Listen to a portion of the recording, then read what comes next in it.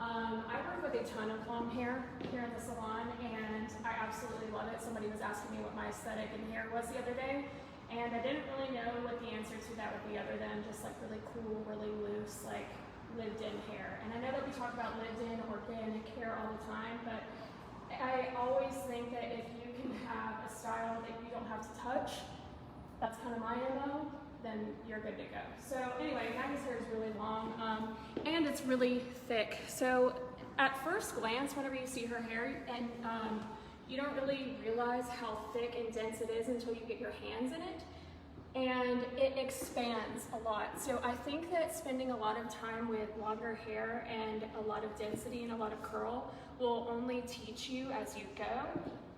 I don't expect people that are just starting out to know exactly what to do with hair like this the minute that they start, but I think that I've just spent so much time with this that I'm not scared to layer into hair pretty severely. So anyway, I'll show you this first section. So I've got a nice center parting here in the back, and I have lifted off just like this, convex-ish, right? So I'm gonna clean up this line. I think it's always good to cut a line twice. And I am elevating off the round of the head, right? So roundish layers, convex-ish, right? So don't think in terms of, or absolute technical terms, you know, just know what you know and combine as you go. Ooh, that was cool, okay, I said it, yeah. Okay, anyway, so I'm into that, keep going. So I'm gonna pivot off here. So get rid of the majority of this section here, and clip away. Whatever you're not working with, clip it away. That is how you're gonna stay clean, that's how you're gonna stay consistent. Although it becomes monotonous after a while, I know that people that have trained with me before are like, why are you making me do all these steps? But eventually, as they come back around, they're like, dude, that helps so much. Well, you got to look at it this way also. I mean, Maggie's got a lot of hair. I'm watching you. It's not like you have the largest hands in the world either. Right. So the fact that you're controlling all that hair, and I'm even looking at the actual tension, how consistent it is in all that hair, it's because you're using such clean sections. If you were not using clean sections, it would just be buckling like crazy. Absolutely. And one thing I think that people don't realize, something that you do, that I've seen you do for years, that I really think is amazing, is whenever Becca combs the hair, she grabs the hair almost immediately from the root, so that it doesn't have a chance to buckle. So that's very easy to do when you're dealing with short hair, because there's not a whole lot of hair to let buckle. But when you start dealing with long hair, I see so many people, good hairdressers, make that mistake and letting the hair buckle and not having consistency. But you can see whenever she goes to section to actually do her cuts with her subsection, she grabs the hair close to the root. It's something that really makes a huge difference in the consistency as well as just the actual cleanliness of your sectioning.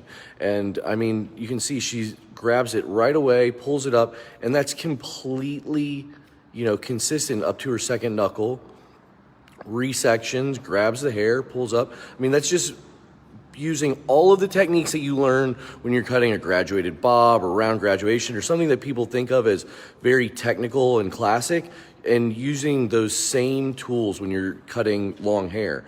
And I mean, she really does a great job of making this look so easy, when I know good and well from touching Maggie's hair before, it's not easy to control her hair. And again, like if you've trained with me before, and if you haven't, then I'll dish out the same advice, start small, and I typically, when I'm teaching, will kind of maybe do a half section, right? So maybe I'll start at the bottom and then cut this first and connect. But again, I know what I know, and I know how to control this much hair, so I'm not afraid to just go for it and go ahead and cut this much hair. And like Daniel just said, the roots are going to count just as much as your ends. So although I'm cutting a super clean line here at the ends, if I don't have consistent tension all the way through and these roots are buckling, then your line's going to have hills and valleys, and then it's not going to do you any favors, nor is it your client. So I'm going to just interrupt you for a second. I just want to say hello to everybody logging on. We've got hundreds of people that have logged on already. We've got people from Italy, Poland, a few people from Brazil. We've got people from all over the globe, which we love seeing that. Russia right now, we've got all over. And a couple of people are asking this. So how did you determine your guide? As far as Your original guide that you created. Okay. So the original section was just like this at the back. Then we placed our cone here in the center and pulled straight up. So you basically, what you were doing is you found the outline as your guide at the angle that you wanted. Right. So when she elevated up to basically work off of the head shape, she took the length of the hair and used that as the guide to start, and then worked kind of a convex and then rounded off layering section through the top. And now we've got a lot of people logging on now, like a ton of people logging on. And we got people from New York, Louisiana, the UK. We got people from Canada, New Jersey, British Columbia, Pakistan, Oklahoma, Ireland, South Africa, all over the world logging on. This is one of the things that I absolutely love about the Hairbrain Network and the Hairbrain family, and I always have to give a good shout out to Amy and Gerard for always being so welcoming for us and having us do education every month. I absolutely love the fact that we get to do stuff here in Atlanta and it gets to broadcast all across the world, and we're able to meet people from around the world. People are always, messaging me and Becca via Instagram or through Facebook with any kind of questions, also giving us opportunities for us to learn. It's really a great experience, the whole Hairbrained family that we get. And so I want to say thank you to everybody. But we've got a bunch of people now from the U.S. logging in, from all the way from California to North Carolina. We got people in, again, more Ireland, more Russia, more UK.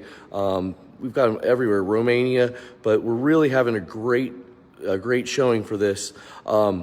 So I guess that guide was answered, because Mark, who asked about the guide originally, says, now I can see that perfectly fine. Thank you. So yeah, and you can see Becca's working right off the round of the head. So it starts to round off, even though her original section is more of a convex shape, which at the very beginning, we were talking about the amount of hair that Maggie has, and she has natural texture to her hair, so it tends to expand.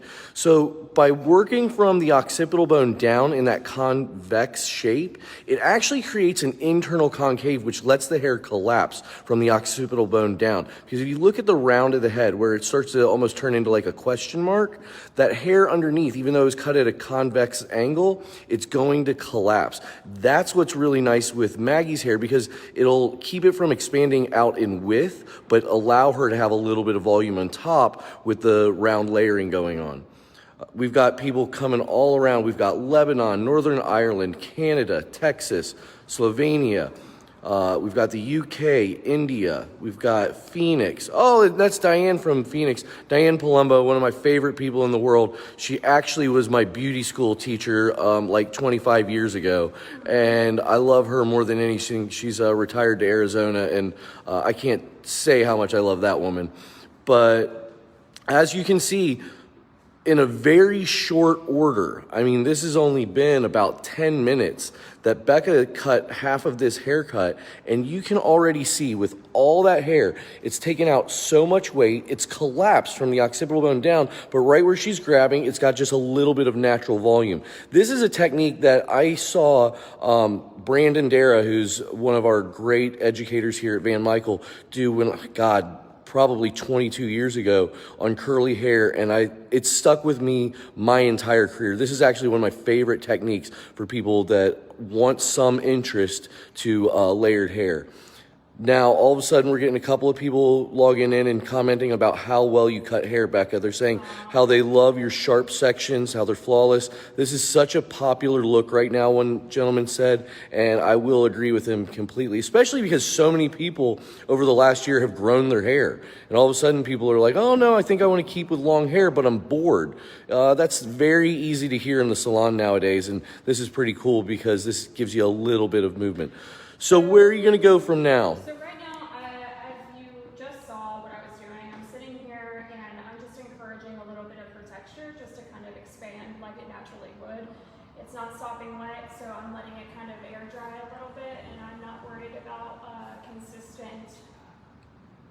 Moisture?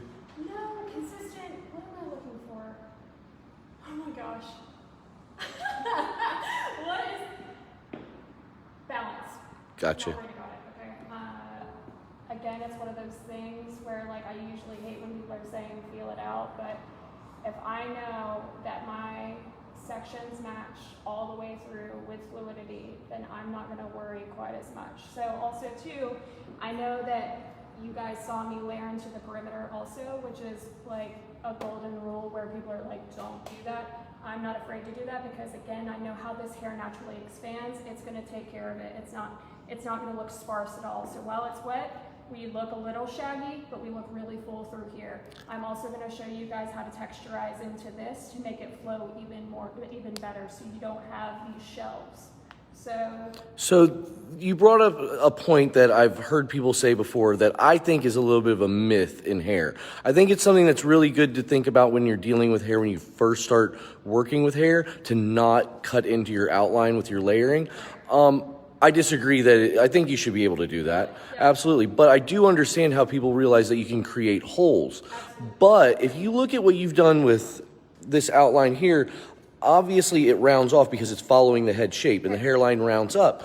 But I can tell just by your pre-sectioning that you're obviously going to be having some over direction through this top, and probably the outline will fall out in the front, correct?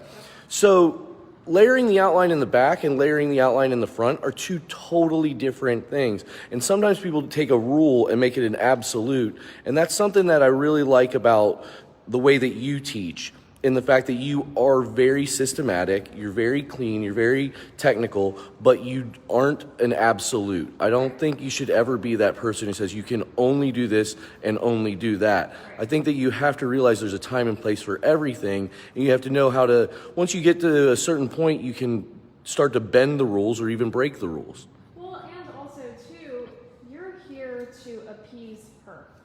And for the last few months, I cannot layer into this girl's hair enough. Like, I just can't. Like, I can't. And every couple of weeks, she's like, more. And I know her hair can handle it. So she's like a layering addict. Absolutely. Like, and she never was. Like, when Maggie first started with us, it was long, and it was all one length. And I used to, like, have visions of, like, layering the crap out of her hair. And now that I finally get to, I'm not scared of her. I'm not scared of her texture, and I'm not scared because, again, I've worked with this hair so much and this kind of hair so much that I know what it's gonna do. And so even if I were to elevate all of this, like, and her hairline kind of recedes through here, I'm not scared. Like, I could pick up all of this because of the natural expansion of her hair, and I could layer that bit too, but I'm not going to. I'm gonna hang on to that length, okay? But yeah. I just think that the people that say, oh, no, you shouldn't, or no, you can't, that's not true. It's individual to individual, and you're here to customize things to accommodate them. You're here to make them happy always. Yeah, the thing that also strikes me about what you're talking about, like with Maggie, I mean, I've seen you cutting Maggie's hair now for a while, and it's amazing the transformation I've seen in her personality. Yes. As you have done more style. Yeah, just you're through her style. Right. When her hair was all long and one length with maybe just like an inch of layering at the bottom, she seemed so much more reserved, almost like hidden behind her hair. And now, you know, you see her walk through the salon and you're like, wow, she's really like strutting her stuff now. And I do truly believe it's because, not only because of the haircut, but that has a big part to do with people. You know, when you give them a little bit of something different, they feel different. That's the whole purpose of our career. Too. Like you were saying, like it's an attitude. Always. I know that people are always like, I'm going to cut this to accommodate the face shape, the body structure, the this, the that, whatever. I cut her hair to encourage a little bit more pizzazz, to encourage a little bit more style. And I think it really does take that kind of encouragement from you as the stylist in order to really bring out their full potential in that way. So for me personally, I have started asking my clients, which I used to feel so scared to do, but now I just do it. Like when they're like, yeah, I guess just, I mean, what do you think? And I'm always like, well, we could do whatever you want, do you want an opinion? And if they're like, yeah, I want an opinion, then that's when we'll go through pictures, and that's when we'll start looking at something new.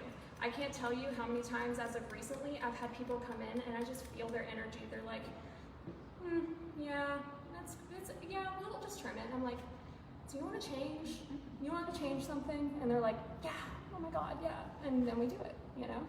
But I think really just taking that time to ask and to study them and getting to know them really helps. And then the next time you see them, whenever you've changed them, they change everything. So you can already start to see all of this kind of come to life. Confidence, because we are hair doctors, is one of the comments I'm seeing right now. That's a good one. Yeah. So a couple of people have asked if you've changed the angle. Yeah. What happened was, as we transitioned through, once we got to the top of the head, basically right at the crown, Becca switched from being just pivoting sections to all of a sudden becoming more of a diagonal moving forward, a triangular section in which she's over-directing back just a bit, as well as now she's taking that shortest piece and she's cutting a little bit flatter. It's not quite as round and convex as it was in the back. So now it's still slightly rounded, but it's a little bit higher elevation, but that's also because she's getting a little more length due to over direction, which is keeping some of that outline while really removing a lot of this bulk through the sides. I mean, these hairs here that are hitting up through here were all the way down here when she started. So you can actually see on the floor, she's not been scared in the slightest to take some hair off. I ain't never scared. I ain't never scared. That's the Paulding County coming out in you. Represent, y'all. Yeah, so anyway, just continuing on, I'm letting this outline drop out again because the hairline changes. It's lower here in the back than it is on the sides, so you could potentially have a hole in the sides if you were to layer into all of that hair. Also, something that Daniel showed me a long time ago, a good indicator of whether or not something's going to show through and peek through is, and if you want to know how much hair you can layer into, I do this with short hair, I do this with I'll kind of let that hair fall over my hand and I'll see how it looks. Can you see through it? And if you can, then maybe you shouldn't layer into it. But again, with Maggie's texture and expansion within the hair, I know I can. But that case is not always true with all hair textures, right? So taking that time to really maybe just section out a little bit, let that fall over your hand. Can you see through the hair? Can you see the hand, right? And if you can, maybe don't layer that much into it. Maybe just move up and maybe take another section out. Again, do it again. Cool. Yeah, I think that's such an accurate statement. The big thing about that I take away from it also is what you're saying is, look, this is not a cookie cutter haircut. This layering, even though you're being given a diagram or a blueprint of what you're going to do, you're changing it for her hair. You're changing it for the client, which really takes the difference between, like, say, like if you were talking about fashion, just, clothing off the rack versus, tailor-made clothing. Something that is tailor-made for someone's hair is going to look so much better than if it's just been bought off of the rack. Absolutely. How long does it take to make a Rolls Royce? I don't know, but way longer than it takes me. Way longer than it takes you to do a haircut, that's for sure. Okay. I think it's like 3 months or something like that. But it's probably like 9. But I work next to Becca now, and I feel like I'm in a race now to get done with each client. He never wins. No, I get to talking. Yeah. So do I. And then my clients are, wait, did I get a haircut? I'm like, you did. Okay. All right, that looks awesome. So now what I'm going to do, because I just want to see, so I like how all of this is falling, but maybe I can collapse just a little bit more weight if I were to go back through here on the top and maybe cut off that roundness. So I'm going to take a section, that first section that was on my left side, and combine it with that first section that was on my right side, and just take a look and see if I want to square this out or not. And this is really also helping you check balance through. Totally, yeah. Yeah, so you see that? We're perfect. That's exactly what you want to see, most especially with a convex-ish layer, right? So, but I'm going to take it off. I'm going to square it out. Again, all of this knowing and me going through and doing this and customizing this all comes with time and studying your craft. And if you take the time to kind of hang out with us here at Van Michael Haircutters, you're going to see that yes, we all went through the same program, we all went through the same kind of learning, but we all implement it and combine it and create differently, which makes us, I think, so unique and really cool. So. Well, something that I think people need to realize also is, yes, she's squaring that off on the top, but she didn't just pull the hair up and cut it straight across the top. Because she used a convex through these sides and then rounded at the parietal ridge and then squared the top, that hair can move. If you just cut the hair straight across the top and let everything fall out, it's very rare that the hair is going to be allowed to move without creating lines, weight lines, and sometimes divots in the hair, especially when you start dealing with thicker hair like Maggie's. And if you were to do that with somebody who had thinner hair, you'd end up with lines and sometimes holes that are gone because the hair's not thick enough. But in this situation, because you did that convex into a round, into a flat layer through the top, you're giving a lot more versatility to the hair. It can move, which I think is extremely important in this day and age, because I know you mentioned like you don't want to really have to have your hands in your hair all the time, but if she does want to run her fingers through her hair, if it is blown out straight, is she able to let it move, or is it going to look like it's a bit off?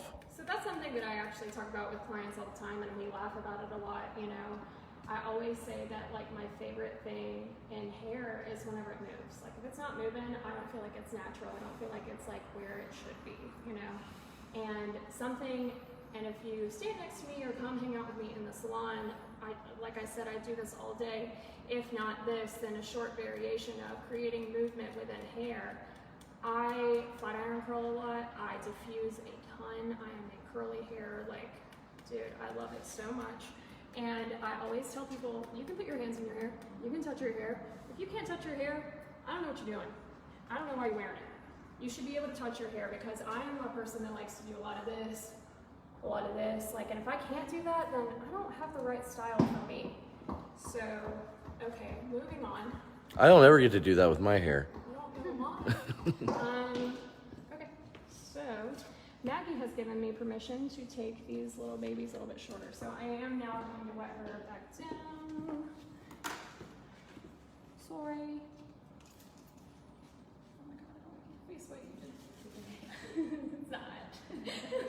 You were just talking about how you guys need to water on your eyebrow. It's a rainy day here in Atlanta, and I was driving here, and apparently there was a tornado in our neighborhood, and we had our Buckhead location, who's in class right now, they all had to shelter in the shampoo rooms. And so as we were walking in, it was rainy, and Maggie told me that her eyebrow was wet. And so now I feel bad because I just wet her whole face down. So, okay, cool. So now I've got this triangular section right here. I'm not gonna worry about if it's where the comb leaves the head. I got lucky, it just so happens to be, but I'm not gonna worry about that because I am gonna layer to, you know, right about here. Yeah, you're going a significant way back. I guess it looks like you're probably using a bit of the curvature of her front hairline as almost your guide there, where it's going to work towards. Right. So now, instead of classic long graduation, I'm going to cut the hair where it lives. So this hair would typically live right about over here. Yeah, I hear you say that a lot. There's a handful of our educators that love to use that terminology, and I think it's very easy to understand. I've always used the term natural fall, and people are like, what are you talking about? But then when you say, like, I'm going to cut the hair where it lives, where it just goes to on its own, that makes perfect sense, and I think people get that more. And my tension is not, I was actually talking to a good friend of mine who's a hair cutter who just did a hair brand a couple weeks ago, and I was cutting his hair and I was like pulling on him, and he was like, dude, why do you use so much tension all of the time? You don't have to. And it's true, because if you pull really, really taut, really, really tight, sometimes whenever it goes to bounce back and live where it's supposed to, you might have hills and valleys within the hair, and it might look uneven and it might not fall the way it should. So although I am going to hold it in my hands, I'm not going to yank her scalp off, right? So it's funny, what you're mentioning is something that I learned a lot about once I got into razor cutting. Yeah. Once I got into razor cutting, I realized how much of elasticity hair has, especially when it's wet versus dry, and how it will jump drastically because of the amount of tension that you have. So I really think that for myself, very frequently I will use tension as the dynamic that I use to create graduation or layering, and I will alter my tension but know why and how I'm doing that. Right.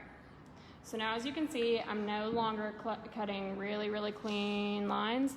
I am moving my fingers down slowly, and I am just chipping away here. So what that's going to do is it's going to give me a lot of softness through here.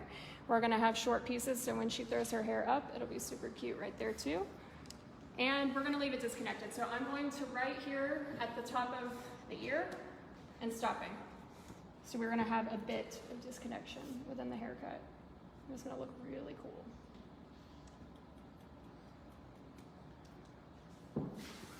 Ooh la la, yes. Okay. I'm stupid. Okay.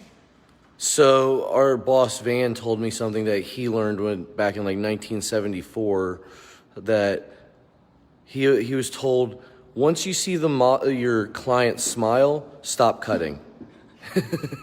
But like half the haircut's done. I was gonna say you wouldn't have done very much, because Maggie seems to be smiling through this entire haircut. She's been stoked the whole time.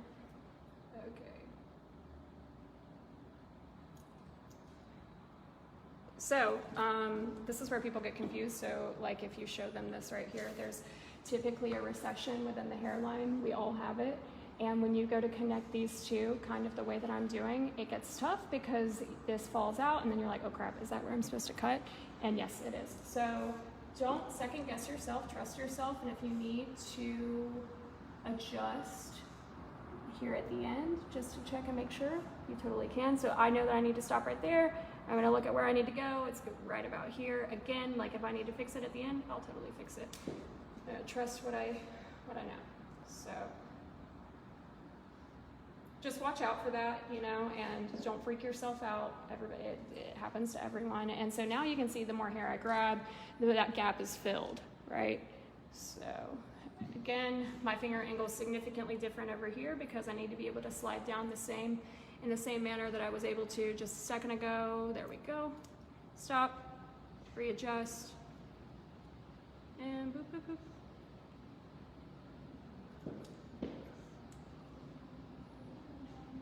And like I said last time, paying attention to what I'm doing. I'm stopping here at the top of the ear. Right, so right here, just right there, okay? Again, that gap's gonna be filled even more so. It's gonna be even easier this time.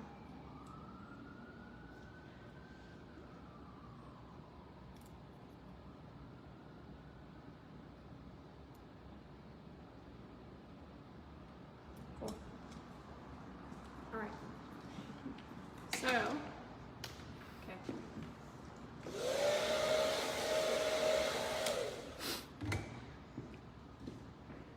So I'm stoked. I love how this is falling. I love what it's doing already. And we've talked about it. We want to diffuse it. We want to see how it looks while it's curly. And that was one of her first concerns when we initially went to go layer into her hair, was that she wanted to start being able to wear it curly and enjoy the shape and be able to not do a whole lot. So again, with me diffusing here a lot, I'm going to do it the right way. We're going to wet her back down at the shampoo bowl, and then I'm going to show you guys how I prepare the hair before diffuse. So follow me. Let's do this really quick. This is going to take the longest part.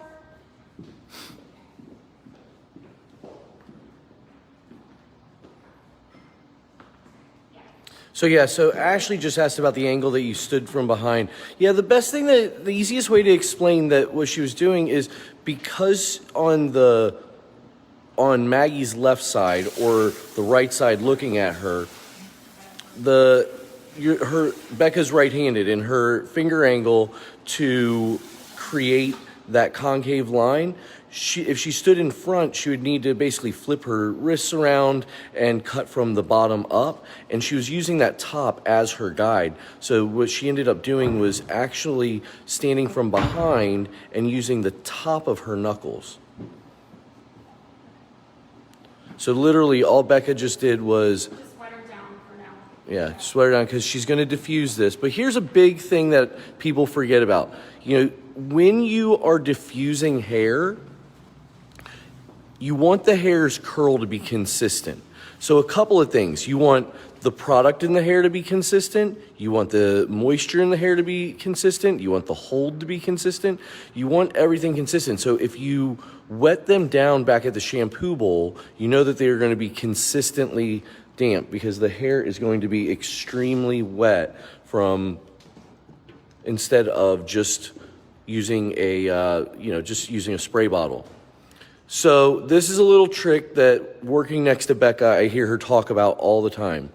So Becca, you're not using any kind of a leave-in or anything. You're using real conditioner, right? Yeah, and to all the potential clients or clients that are watching, please know that there is no malice involved whenever I talk about why I do this. This is just to help because we all sell retail in this industry, and this isn't the only reason I do it, but I will say this.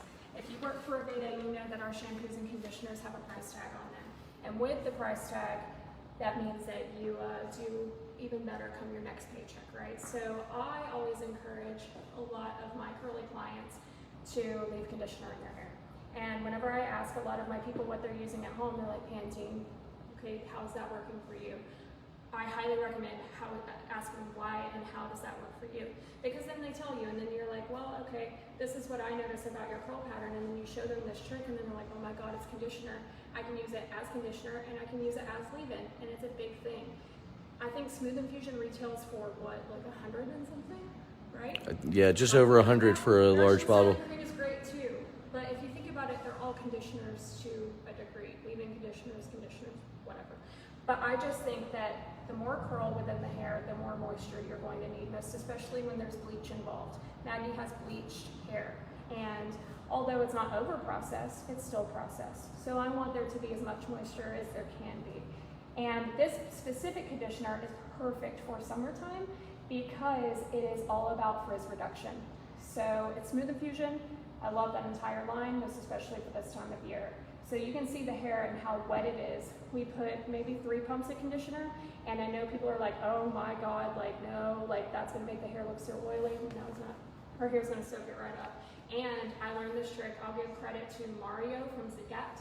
I watched him cut a beautiful curly shake. And dude, I swear to God, he used like half a liter of conditioner in that girl's hair, and I was tripping the whole time. I was like, ooh, how's that not gonna look like?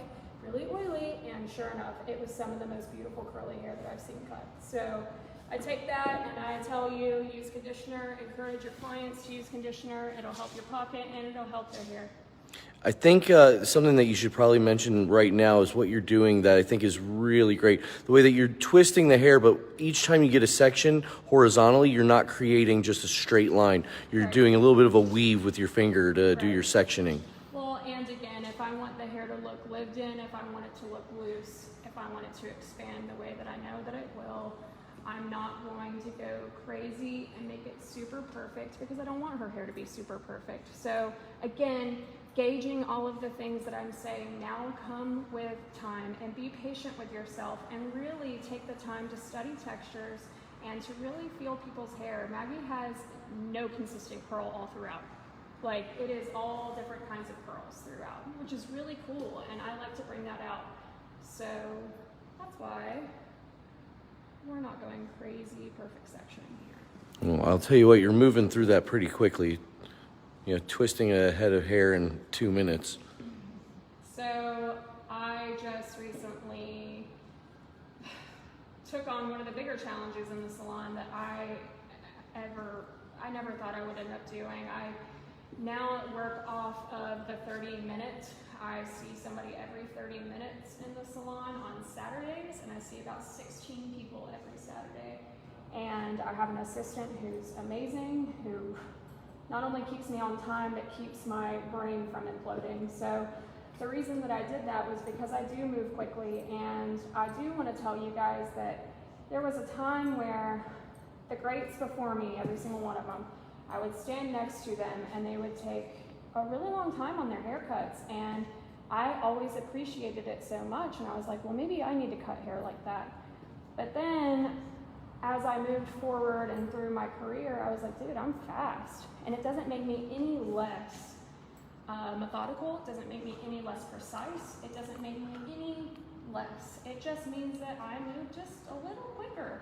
And, dude, I really, really enjoy it. If I'm going to be at work, I might as well get my butt beat, you know? But that's me. Everybody has their own thing. Everybody has their own way. Well, you know me, I I believe if you're not working your butt off, you're not working. Right. Okay. So you've twisted the whole head. So we're done. It looks like you did about like 3 panels or 3 sections or tiers, whatever you want to call it, on each side. You weaved your fingers through so that there was no hard line, so that'll let the hair kind of just diffuse in together even better. And then now you're taking a diffuser. Load off, So now you're taking a break. So now we take a break. Okay, so this Let me get you a cigarette and coffee. Okay,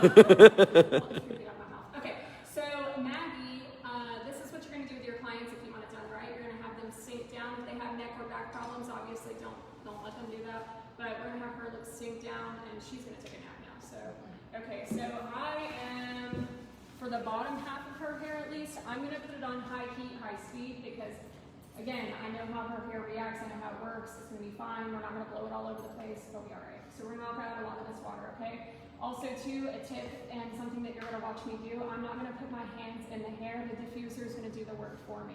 And those of you at home who diffuse your own hair need to do the same.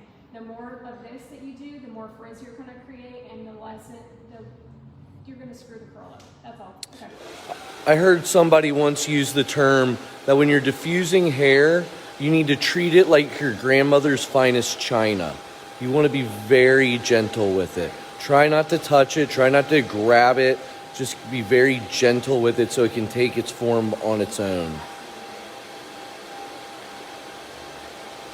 diffusing hair takes time, you know, so I think one of my biggest pet peeves with watching a lot of stylists do curly hair is them thinking that getting half dry is good enough. If you don't think Maggie wants a blowout just like everyone else, you're wrong. This is a blowout. This is worth charging money for should you do it right. And, you know, even my sister one time, my sister has more hair than God, and she came in and she was like, "You diffuse my hair?" And I was like, "Yeah." And my sister lives 45 minutes away from the salon and came in to get her hair diffused. It's a service. So, if you're sitting down like I am right now, who cares how long it takes, you know? Just do it right. Let me know if this gets too long, okay? Take care of your client throughout the service. Diffusers get really hot, most especially if you guys work with a Dyson hair dryer. Those diffusers get crazy hot. So if you work with those in particular, I would say just make sure that you're checking on your people. A lot of people don't want to say anything. A lot of my clients don't want to anyway. I don't know if they're scared of me or what, but like they're just like, they just want to be content and they don't want to bother me. And I'm like, dude, you gotta tell me. Hit me if you have to. I don't care, but let me know if I'm hurting you. And I think the same seems true whenever you're round brushing, whenever you're flat ironing, whatever you're doing. Just make sure that your person's comfortable. Consistently check on them. Think about what makes your price that much more worth it. So, you know, like whenever you think about how much you charge behind the chair, what is going to continue to elevate you and push you forward and have you charge even more money? Because if you think it's just your hair cutting skill and your hair cutting skill alone, you're wrong. You have to take care of people.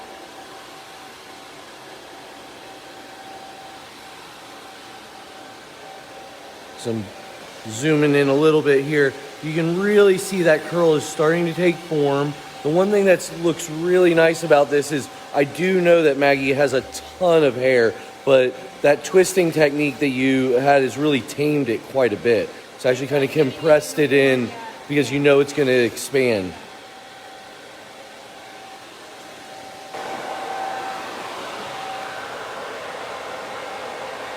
Just because something looks a little wild and crazy doesn't mean that there's not methodology behind it, you know? There's a method to your madness. There always is.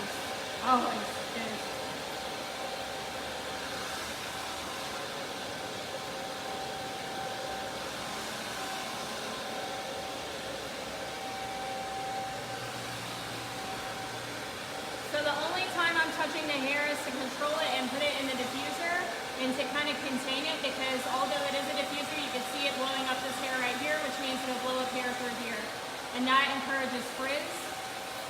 So the only time I'm going to touch the hair again is just to kind of contain it. I'm not scrunching it. I don't need to. The diffuser is doing it for me. So diffusing is simulating air drying. So we're encouraging natural texture. We're probably going to get a little bit more lift and a lot more curl because of the diffuser than we would with air drying. But that's because I think heat is involved, and also too because of the way that her head is right now.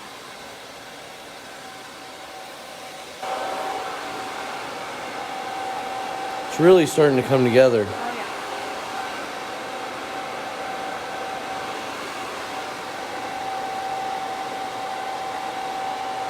Are you okay? Yeah, I'm good. You're allowed to be honest if you're not good. Okay.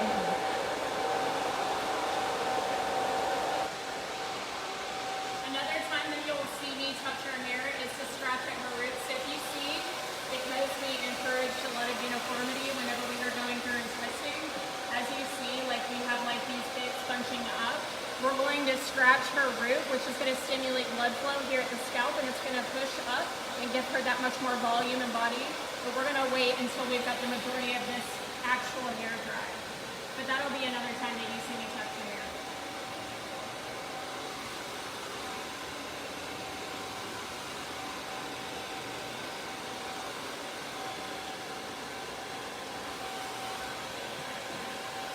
Guess that goes back to the no absolutisms. Right.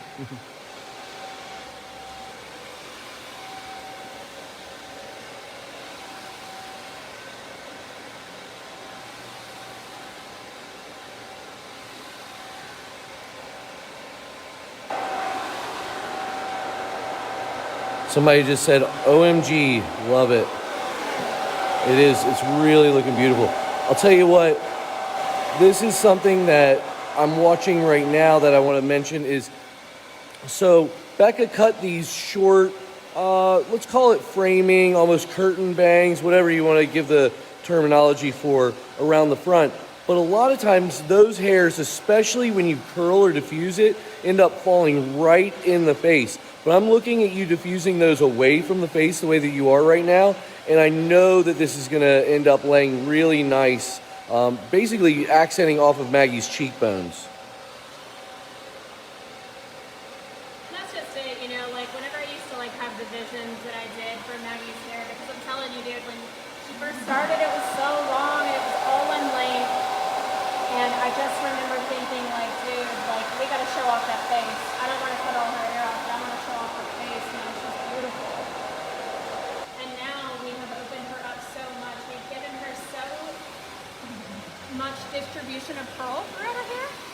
Because that's the part that I wanted to mention earlier that I completely forgot, was that when you have hair like Maggie's and it has so much natural curl and natural texture, should it all be one length, because of the weight of everything, it's going to pull all of that curl down to the bottom. And a lot of complaints that I hear with a lot of clients are, man, I want to wear my hair curly, but it's straight up here and then it's curly down here. And then I'll give them Joan Jett, and then they're like, yo, oh my God, like, it's everywhere. The curl's everywhere.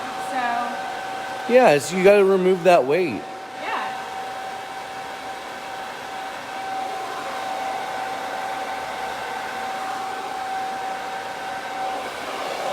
Okay, now I'm going to start scratching this root. Trying to get rid of that part.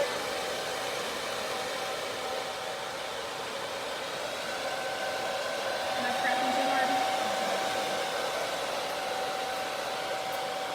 And I'm going to do it in here. Yeah, somebody says that they do this very often, but not with conditioner, and can't wait to try it. I am just shocked at how well her hair is coming together. I mean, when you look at that, with the fact that all she has is conditioner in the hair. I mean, she just used the same conditioner she conditioned with before cutting. But I think the biggest thing is this. Becca has been unbelievably methodical in cutting this haircut, but she has been just as methodical in diffusing the hair, and she has been really patient. I know so many hairdressers who would have stopped diffusing 5 minutes ago and definitely wouldn't have been scratching the scalp at this point. Now it's really coming together and just looks so pretty. I mean, this is that lived in beachy look that people like just want to kill for, and really you're knocking this out in no time.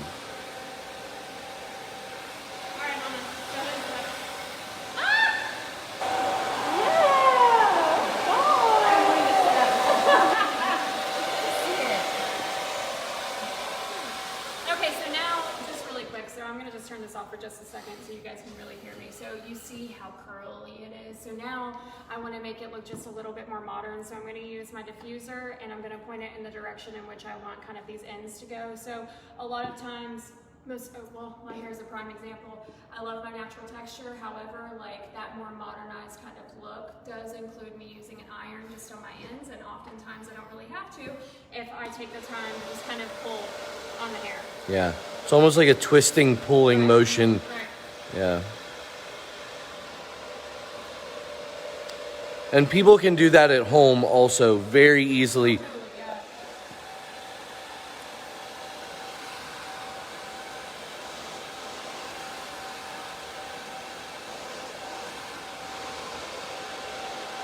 Yeah, somebody made a comment that said, getting that beach wave comes from the scalp manipulation. I totally agree. But that is just something that people don't do. They don't take that extra time to, work the scalp, work through the ends.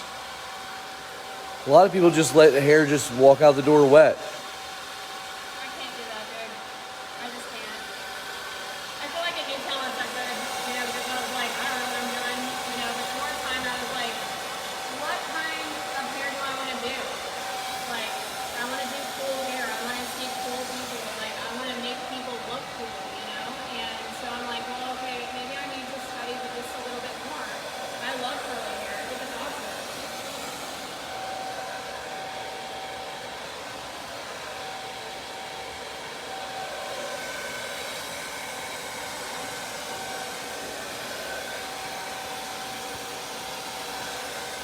As you can see, again, I'm not running my fingers through her hair or anything like that. I'm just getting this dry and letting it rid where I want it to. Now, I'm going to pull on it a little bit.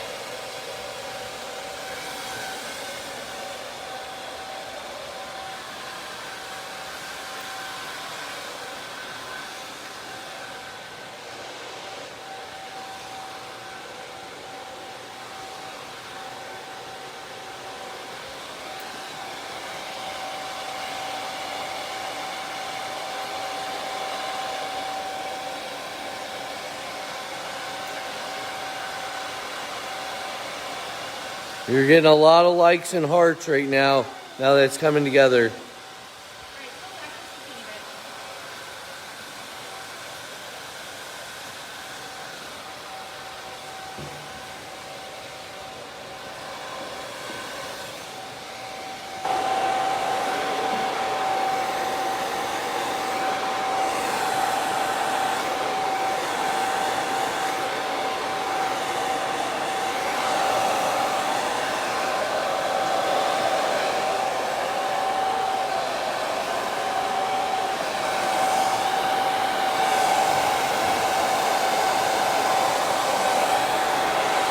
Well, it's looking pretty amazing.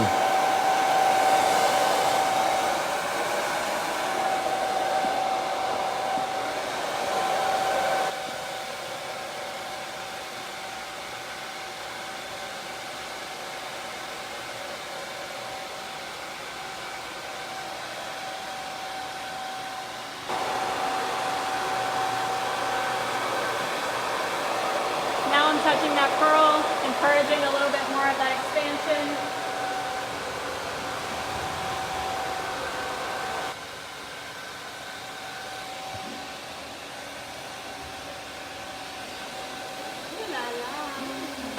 We just got obsessed with you both, and I think they're talking about you two, not me. What product does she use with her?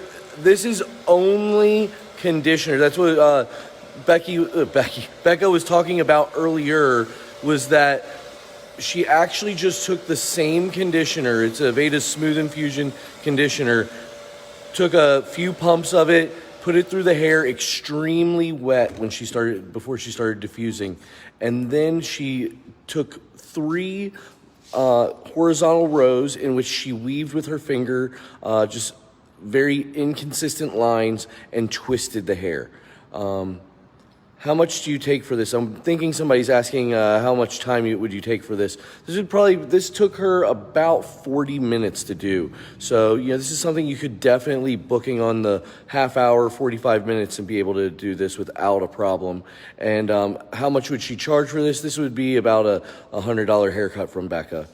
Okay, so real quick, you see all this? It's awesome. That's great. And I can touch it, and that looks sick. But just like any other haircut, just like anything I do, I'm always going to have some imperfections, something I don't like. So this is me showing you and being honest with you, and just, making sure that you guys do the same thing, to take the time to really to back up away from your people, to turn them around, do whatever you want to, and really see something that, really study what you just did, really look at what you do. And there are a few things that I don't really love. And this, again, comes with time and training your eye, and also, too, developing taste. So there's something right here. I agree, yeah.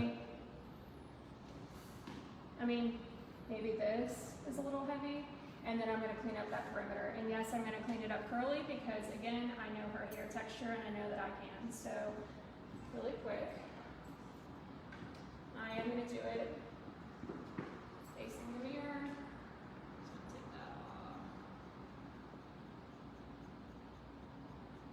I'm not going at it with... You're not club cutting it, you're kind of pointing it out, just leaving it soft and textured.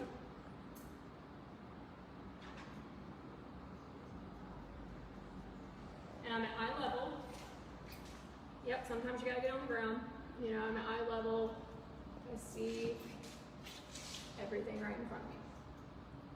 A tip that I have for people whenever you're working with a perimeter and working on cleaning up a perimeter is when you feel your eyes start to move, which means like if I'm here and I need to move over here, when you feel your eyes start to move, that's when you know your body needs to move.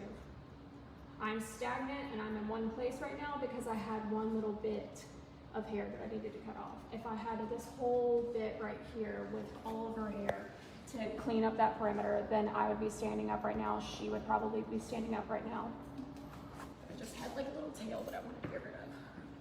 So this. Sometimes the hair and the way it curls is inconsistent on one side more so than it is on the other. So I'm going to take very, very light, I'm going to maybe split that in two. I'm going to take very light tension in between my fingers. That's more uncomfortable than this. So turn my fingers over. I'm going to get rid of some weight just like this. I'm going to slice through here.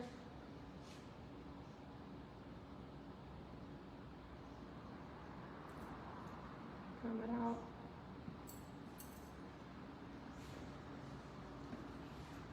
Oh yeah, that did wonders.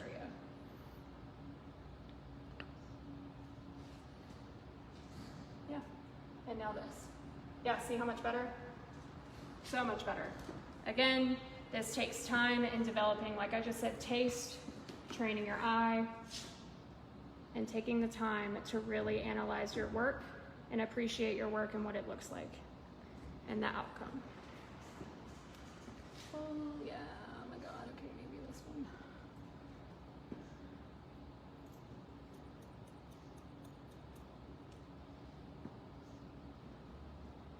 Yeah. And now this is the only thing left that I don't love. So splitting that in two, again, that hair is going to live over here, so we're going to cut it over here.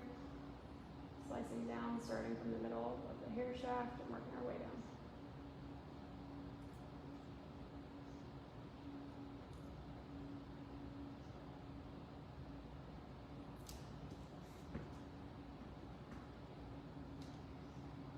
That looks great. Now that I've looked at the back, I need to look at everything here in the front. makes her look like she's got so much more hair. So something I want to do really quick. I don't love that. Kind of looks like just floppy on her. So I want to make it look a little bit more modern. Hang on 2 seconds. Sorry, I just got to do it. Because Maggie's not going to wear her hair with her cowlicks sticking up like that anyway. So I'm going to do what I personally think I do best. Better than cutting hair even. I'm going to flat iron curl it. Again, so this is something that you can also show your clients without speaking and without all this. This will take me 45 minutes. So I show my clients how to flat iron curl maybe this very thin top layer, because as you can see, everything else curls so pretty. And I struggle with this part of my hair too. You can see, like, there's not as much uniformity or prettiness in this section of her hair. Same stands true with me. Mine even fell out today. Thank you, Rain. So I show them flat iron curls because first of all, it looks cooler. Second of all, it's different. Everybody's using a curling iron right now. Be the one who doesn't. So I place, turn backward one time, and pull down.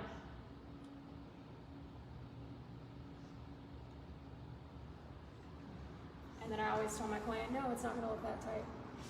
We're gonna be all right. Place, turn backward one time, pull down.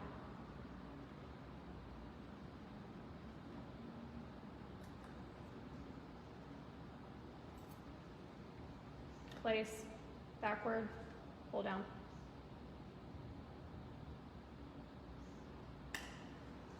Okay. Then it looks like you're just breaking those apart with your fingers a little bit, right? And again, it just makes it look a little bit more. Yeah, it looks more uniformed on that side. It flows together with the curls that she has already. Exactly. And if I don't like how curly it got, then I'll go through and iron out even more. Yeah. And it just looks that much better to me. So, okay, now this little bit didn't curl as well as everything else did. And again, this is what I feel like makes your service have added value, because you just showed them how to wear their hair curly with a diffuser and how to do that at home, and now you're showing them how to make it look like they've fixed it too. So her whole head looks like it's been done like this, and it hasn't.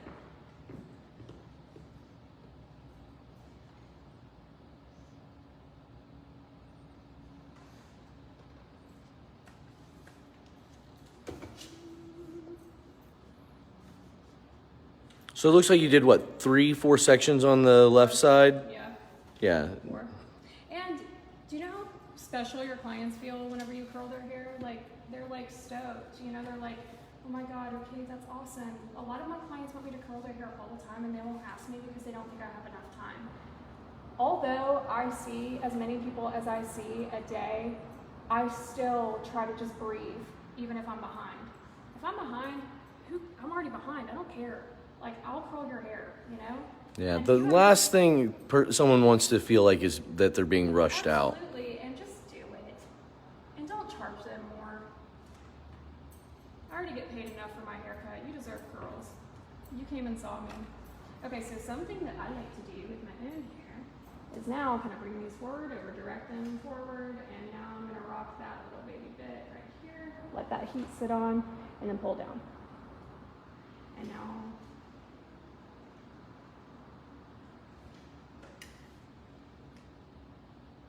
protect them, don't burn them.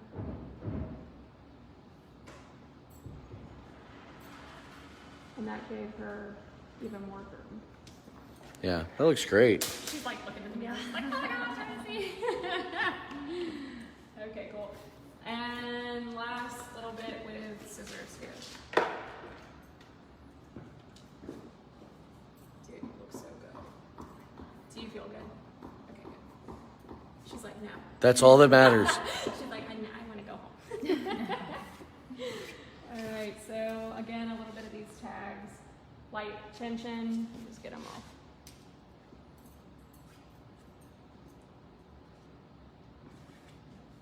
Come over here, light tension, get it off. Everybody's mentioning great job. Even Bannon is watching us right now. Hey, dude, what up?